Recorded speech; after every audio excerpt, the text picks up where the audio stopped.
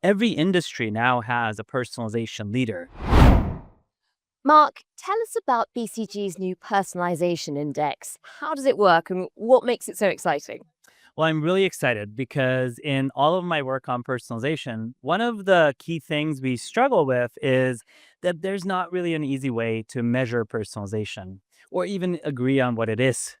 So, the index addresses this need. And we came up with it for my book Personalized, which was published last year. And now we're updating this personalization index every year for Khan.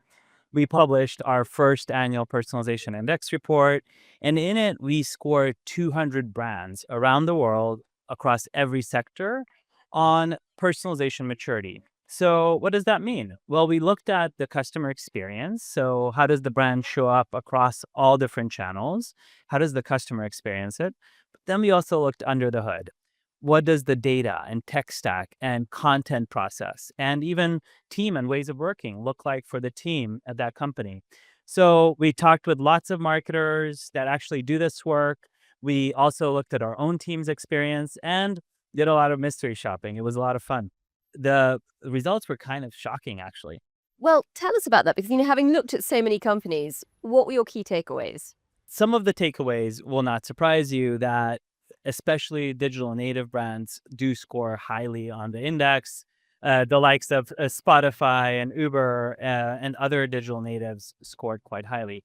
But what struck me differently than when we did this a few years back, every industry now has a personalization leader. These are brands that are scoring more than 70 on our 100 point index, and they're really setting the bar for personalization. I think the other piece that was the most surprising actually is just the extent to which personalization drives growth.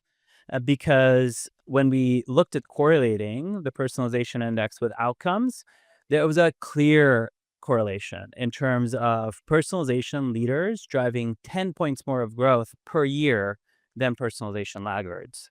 So we did the math on it, and it's a $2 trillion prize that's up for grabs. That's huge. Absolutely. And it's spread across every industry. So, what I love about the Personalization Index report is we've brought to life with lots of real examples in the digital and physical experience what that looks like in every industry. Mark, tell us about BCG's CMO survey looking at Gen AI.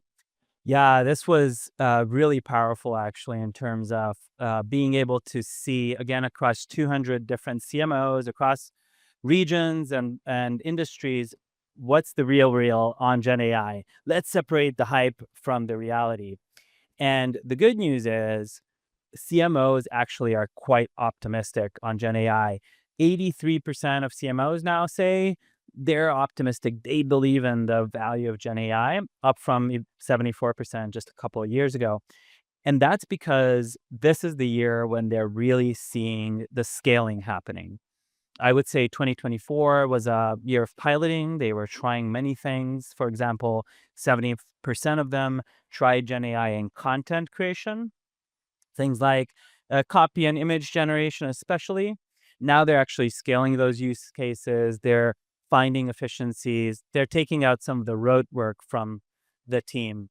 But I think where there's a lot of excitement is taking this to the next level. So completely reinventing the content supply chain with Gen AI and upping the quality of all of that content they put out and even getting into rich media. Like 30% of them are now using Gen AI for video and rich media content creation as well.